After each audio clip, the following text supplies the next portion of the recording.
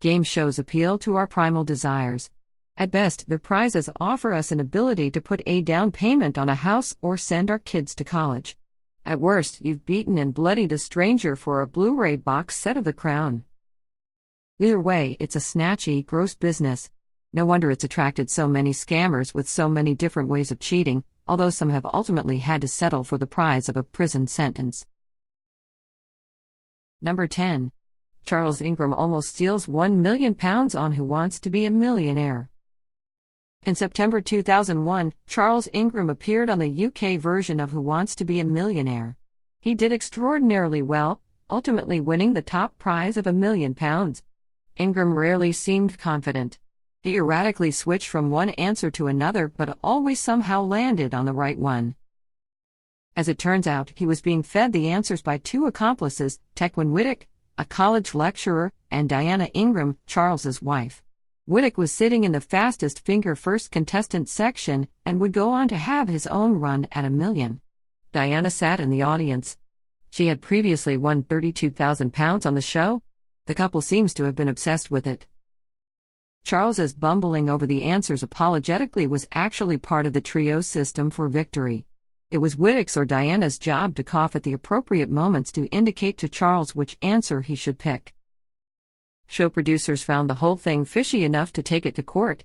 Their sound expert claimed that 192 coughs had been made during the recording, and that 36 were likely made by Whittock. The trio received fines and suspended prison sentences. A year later, Charles Ingram declared bankruptcy. Number 9. The 21 Scandal. In 1956, NBC launched a new quiz show called 21. Contestants were pitted against each other head-to-head and tasked with answering general knowledge questions. The first player to answer 21 questions correctly was the winner. It was designed to be a quiz for true trivia aficionados, with genuinely difficult questions and a serious sporting tone. But it didn't make for compelling viewing. In fact, Dan Enright, the show's producer, described the initial broadcast this way: a dismal failure. It was just plain dull. To make the show more interesting, the decision was made to simply rig it. That way there would never be a dull contest. Also, Enright wanted characters that people could invest in. Some they could hate, some they could root for. The most important thing was that they were familiar faces whom people tuned in to see. It was therefore crucial that a star for the show was chosen and fed questions to ensure that he remained the show's champion. Herb Stempel was the first poster boy with a 6-week streak of victories.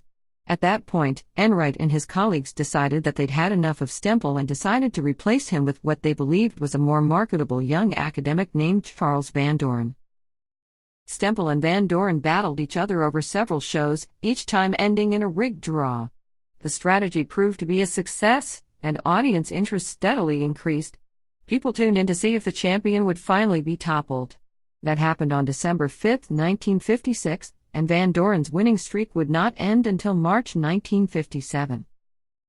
The public's love affair with the 21 champion came to a bitter end when mounting evidence from Stempel and other former contestants on the show made the truth undeniable. As a result, the show was cancelled in 1958. At the time of the scandal, no law existed that the producers of 21 were breaking. However, in 1960, as a result of the incident, the Communications Act of 1934 was amended to specifically prohibit the fixing of quiz shows. Number 8. The Dodo Scandal. At the time of Dodo's cancellation in August 1958, it was the highest-rated daytime television show in history. It had only been on the air since January 1958, so it was a bit of a head-scratcher to the general public, who wasn't made aware that the show was fixed. That didn't last long. On August 28, the district attorney announced that he'd be investigating the suspicious circumstances of Dodo's cancellation. It turned out that the notebook of a contestant named Marie Wynn had been found by a standby, Edward Hilgemeyer Jr. It contained questions and answers to the show's ongoing taping. Hilgemeyer showed the pages to that night's beaten contestant, leading producers to pay $4,000 to the loser and $1,500 to Hilgemeyer to keep them quiet. But Hilgemeyer eventually broke his silence, contacting the show's sponsor, Colgate-Palmolive, who decided only a week later that the show needed to disappear completely. Number 7. UK version of 21 also rigged, leading to bad prizes being offered for decades. The 1950s was just a rotten time for game shows and 21 in particular. Not only was the American version proven to be fixed, the English one was too. In 1958, UK TV station ITV pulled 21 off the air after contestant Stanley Armstrong declared that he'd received definite leads to the answers. The tip-offs took the form of a set reading list for favored contestants. Initial reaction was relatively mild. TV regulators simply decreed that a printed statement of quiz show's rules had to be made available from then on, including statements about the extent to which contestants were coached beforehand and the prizes they would receive. However, the incident did foreshadow a monumental shift for British quiz shows a few years later when the Pilkington Report was published. It suggested that the removal of large cash prizes would eliminate most interest in the shows, as they were simply a celebration of greed in their current form. The report concluded that a cash cap for quiz show prizes of £1,000 would help clear up issues of morality. The government agreed and a cap remained in place until the mid-1990s.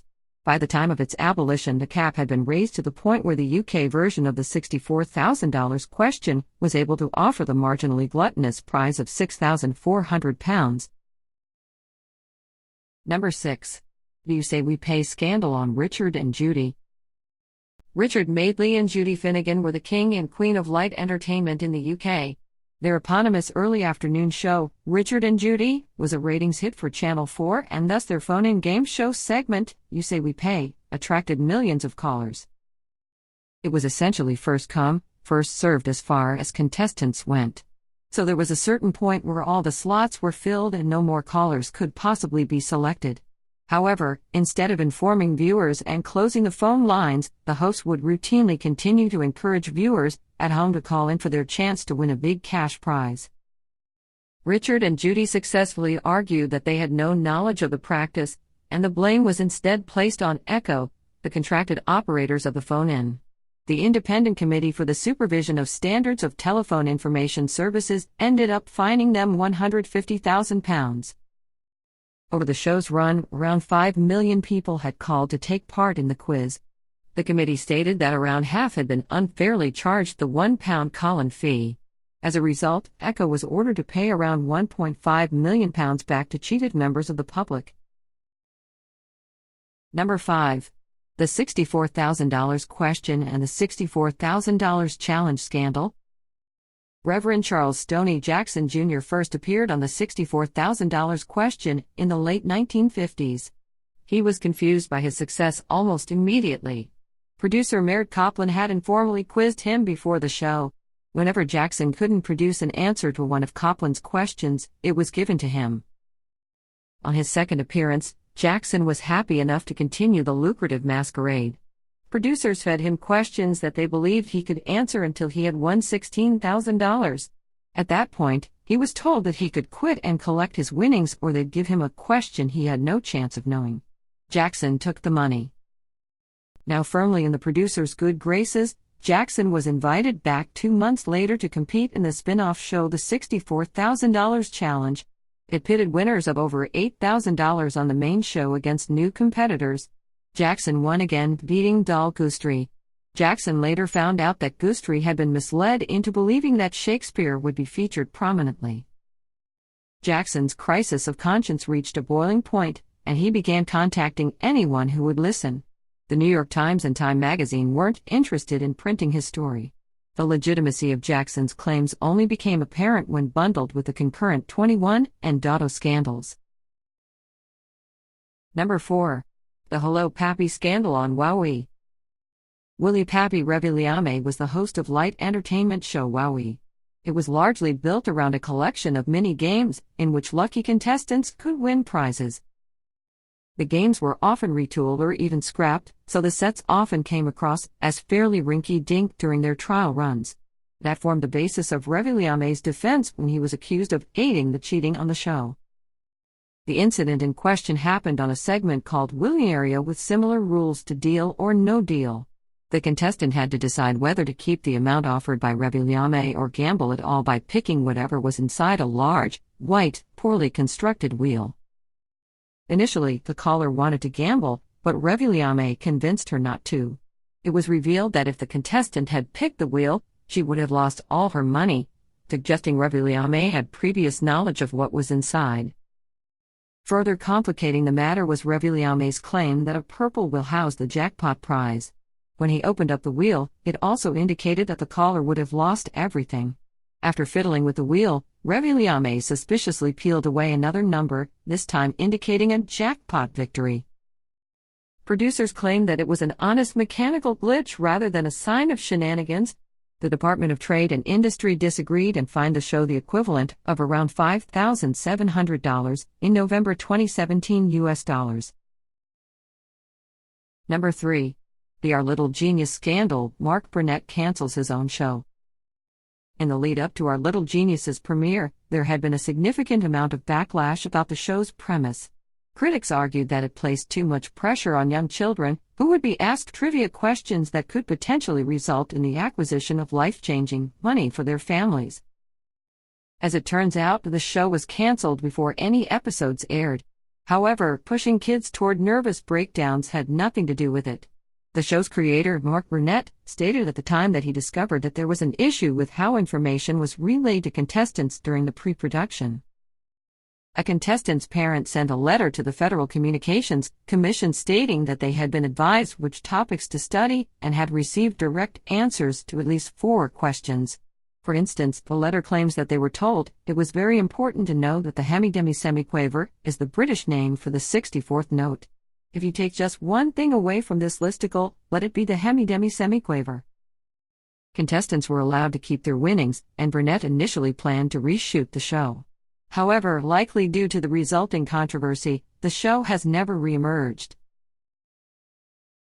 Number 2. $1 Million Money Drop cheats couple out of a correct answer through poor research. In the $1 Million Money Drop, the contestants start off the show in possession of $1 million. The entire amount must be gambled over a series of questions, and they get to keep whatever remains at the end. On the first aired episode of the show in 2010, Gabe Okoye and Brittany Mady lost $800,000 on a question that asked whether the Macintosh computer, Post-it notes, or the Sony Walkman was the first product sold in stores. They answered Post-it notes. According to the MC, the correct answer was the Sony Walkman. The show had failed to take into account a 4-city test marketing campaign for Post-it notes that happened in 1977. They were sold under the name Press and Peel, but we're still counting it. The Walkman was first released in Japanese stores in 1979, 2 years later. The show's executive producer offered the contestants a chance to return to the show to play again. Unfortunately, the show was canceled before they had a chance to take him up on the offer. Number 1. A wanted fugitive wins big on super password. In 1988, a man calling himself Patrick Quinn appeared on Super Password and won $58,600 over the course of 4 days. It was a supremely risky move because he was a wanted fugitive with outstanding fraud warrants. Among his crimes was the staging of his wife's death to collect her $100,000 insurance policy. It turned out that Patrick Quinn was actually the name of one of the fraudster's college professors. The contestant's real name was Kerry Ketchum. A bank manager recognized him and subsequently called the Secret Service. Shortly after, Ketchum phoned the show's producers and claimed that he needed to leave the country imminently on a business trip. He made arrangements to pop over to their offices to collect the money in person instead of the standard procedure of receiving the check in the mail. When Ketchum arrived, local officials arrested him. Unsurprisingly, he didn't get to keep his winnings. The show's judges contended that he was in violation of contestant eligibility rules because he had used a false identity. Ketchum was also sentenced to 5 years in prison for insurance fraud.